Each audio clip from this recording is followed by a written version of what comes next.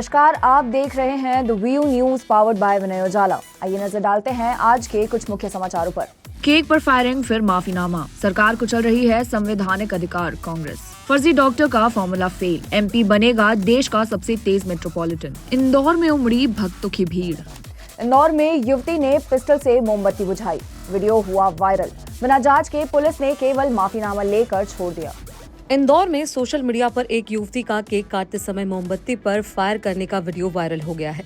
ये वीडियो सागर की रहने वाली अपराजिता अनुष्का का है, जो 2018 में इंदौर में ग्रेजुएशन के लिए आई थी। वायरल वीडियो में वह जन्मदिन के मौके पर लाइसेंस रिवॉल्वर से फायरिंग करती दिख रही है। वीडियो के वायरल होने के बाद युवती ने माफी मांगते हुए एक वीडियो पुलिस को भेजा है। क्राइम ब्रांच ने बताया कि युवती बेंगलोर की एक सॉफ्टवेयर कंपनी में काम कर रही है और उसने लिखित माफीनामा भी भेजा है। हालांकि पुलिस कार्रवाई पर अब सवाल उठ रहे हैं कि बिना हथियार के लाइसेंस की जांच के युवती से केवल माफीनामा लेकर मामला कैसे निपटा दिया गया।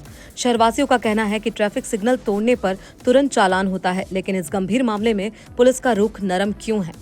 नमस्कार इंदौर, मेरा नाम अपराजिता अनुष्का जैन है। आप कुछ समय से देख रहे होंगे, 2-3 दिन से मेरी एक वीडियो वायरल हो रही है जिसमें मैंने पिस्टल से केक काटा हुआ है। वो वीडियो आज की नहीं, वो वीडियो 7 साल पुरानी वीडियो है। 2018 4 अप्रैल की वीडियो है, जो कि हमने सिर्फ वो लाइसेंस पिस्टल से बनाया गया वीडियो है और हमने किसी की भावनाओं को उससे ठेस पहुंचाने के लिए मैंने नहीं बनाया था वो वीडियो। मैं बेंगलोर में जॉब करती हूँ और मैं उस टाइम पे ग्रेजुएशन डेज में मेरे इंदौर में थी और तब का ही वो वीडियो है। मैंने एक अपॉलॉजी लेटर डीसीपी राजेश दंदोतिया जी को दे दिया है मैंने। और इसके द्वारा अगर किसी इस वीडियो के माध्यम से अगर किसी को भी कोई भी तरह की ठेस पहुंची हो या किसी भी तरह की परेशानी हुई हो तो मैं उसके लिए आपसे सॉरी बोलती हूँ, आपसे क्षमा मांगती हूँ। भोपाल में कांग्रेस ने आरोप लगाया कि SC/ST अधिकारियों के हक छीन रही है सरकार। पदोन्नति कानून 8 साल से दबा पड़ा है। प्रदेश कांग्रेस कार्यालयों में अनुसूचित जाति विभाग के प्रदेश अध्यक्ष प्रदीप अहिरवार ने पत्रकारों से चर्चा करते हुए आरोप लगाया कि मुख्यमंत्री मोहन यादव और भाजपा सरकार संवैधानिक मूल्यों और सामाजिक न्याय से विमुख हो रही है। उन्होंने कहा कि सरकार SC/ST वर्ग के कर्मचारियों अधिकारियों के संवैधानिक अधिकारों की अनदेखी कर रही है।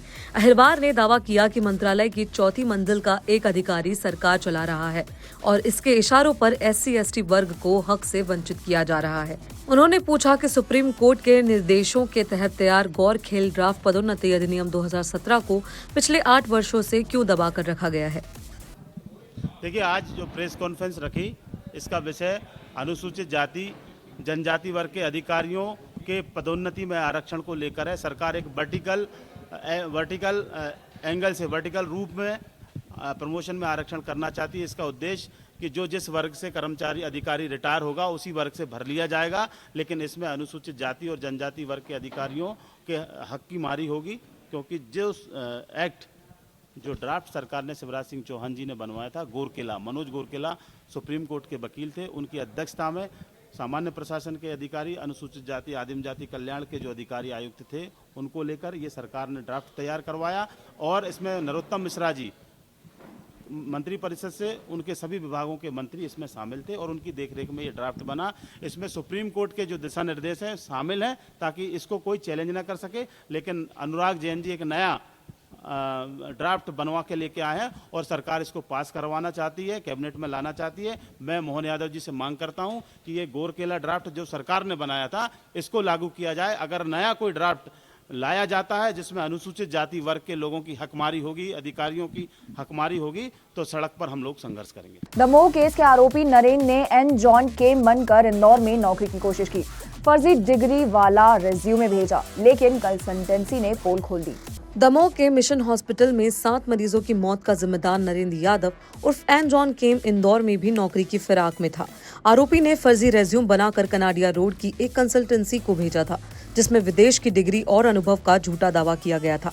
शक होने पर एजेंसी ने गूगल सर्च और बुरहानपुर के अस्पताल से जानकारी ली, जिससे उसकी सच्चाई सामने आ गई और प्रोफाइल रिजेक्ट कर दी गई। हैं, ठीक है, उनकी अलग अलग रिक्वायरमेंट्स आती है, तो उसी क्रम में एक रिक्वायरमेंट आई थी कार्डियोलॉजिस्ट की, ठीक है, और वो अलग अलग अस्पतालों से अलग अलग समय पर आती रहती है। तो अलग अलग जॉब पोर्टल्स हैं जहाँ पर कैंडिडेट्स अप्लाई करते हैं, ठीक है। अलग अलग माध्यम हो सकते हैं जहाँ पर कैंडिडेट अप्लाई कर सकते हैं। तो एक माध्यम था जॉब पोर्टल, जहाँ पर इन कैंडिडेट ने हमारी जो जॉब पोस्ट थी उस पर अप्लाई किया था, ठीक है। तो जब हमारे पास रेज्यूमे आया तो हमने हमारे लेवल पे जो एक प्रिलिमिनरी चेक होता है वो किया, तो थोड़ा सा डाउटफुल केस नज़र आया, ठीक है। तो ये 2020 में इन्होंने हमें रेज्यूमे मेल किया था, तब हमने इस पर ज़्यादा गौर किया नहीं। फिर उसके बाद 2023 में फिर इन्होंने हमें एक रेज्यूमे शेयर किया, ठीक है। उस समय बुरहानपुर के एक हॉस्पिटल हैं, उनको रिक्वायरमेंट थी कार्डियोलॉजिस्ट की, तो इनका जो रेज्यूमे था, मैंने वहाँ के जो डॉक्टर थे, डायरेक्टर थे, उनको भी ये रेज्यूमे शेयर किया। तो उन्होंने बोला कि यार ये प्रोफाइल डाउटफुल है और इसके जो रेफरेंसेस है हमारे पास भी नेगेटिव हैं और ये हमें पहले भी अप्लाई कर चुके हैं। तो उस वजह पे उन्होंने उसकी प्रोफाइल को रिजेक्ट कर दिया। ओके, तो ये प्रोफाइल रिजेक्ट हुई थी, इसके बाद कभी इसमें वापस से संपर्क करने नहीं, उसके बाद ये मेल किया इन्होंने 1-2 बार और, लेकिन फिर हमने ध्यान नहीं दिया इस प्रोफाइल। आप लोगों को कैसे पता चला था कि ये वही डॉक्टर है जिसने दमोह में ऑपरेशन किए? क्योंकि नाम वही है, प्रोफाइल वही है, जो एन के जॉन करके जो है वही सेम प्रोफाइल है, वही उसका रेज्यूमे हम लोगों के पास मेल पर अवेलेबल है। सर, आपने जब ये रेज्यूम को वेरीफाई किया था तो किस तरह के डाउट्स सामने आए थे जिस कारण से इसे आगे अप्रोच नहीं किया गया? सर एक्चुअली प्रोफाइल में ये अपने को वर्ल्ड रिनाउंड डॉक्टर बता रहे थे, ठीक है। आज की डेट में आप कोई भी रिनाउंड डॉक्टर है, सपोज इंदौर के कोई रिनाउंड डॉक्टर हैं, और यदि आप उनका गूगल पे सिर्फ नाम डालोगे तो उनके बारे में आपको 50 न्यूज़ मिल जाएगी, ठीक है। जब इनके बारे में हमने संपर्क किया तो जो न्यूज़ जिस तरह के एक रिनाउंड डॉक्टर की रहती है उस तरह की कोई न्यूज़ पाई नहीं गई, ठीक है। तो ये एक बड़ा एक क्लू था हमारे लिए कि ये डाउटफुल प्रोफाइल हो सकती है। ये रिज्यूम में भी क्या इन्होंने कुछ जिक्र किया था कि प्रैक्टिस कर चुके? हाँ, बिल्कुल, इन्होंने जर्मनी में, यूके में काम करने का जिक्र किया हुआ है उनके रेज्यूमे में। ठीक, आपका नाम एक बार? मेरा नाम पंकज सोनी है। सीएम मोहन यादव बोले आर्किटेक्ट्स का सम्मान, राजा भोज के वास्तुशास्त्र की मिसाल दी। मोदी जी फिर आ रहे हैं एमपी, ये हमारा सौभाग्य है। मुख्यमंत्री डॉक्टर मोहन यादव ट्रांसिम IIA.com 2028 कार्यक्रम में शामिल हुए, जहां उन्होंने आर्किटेक्ट्स को उनके विशेष योगदान के लिए सम्मानित किया और विश्वकर्मा बंधुओं को शुभकामनाएं दी। सीएम ने कहा कि भोपाल में आज भी राजा भोज के 1000 साल पुराने वास्तुशास्त्र देखने को मिलते हैं।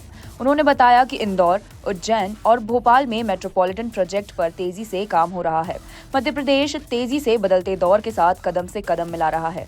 पीएम मोदी के आगामी दौरे पर उन्होंने कहा कि प्रदेश के लिए सौभाग्य की बात है कि प्रधानमंत्री 2 महीने में फिर से एमपी आ रहे हैं।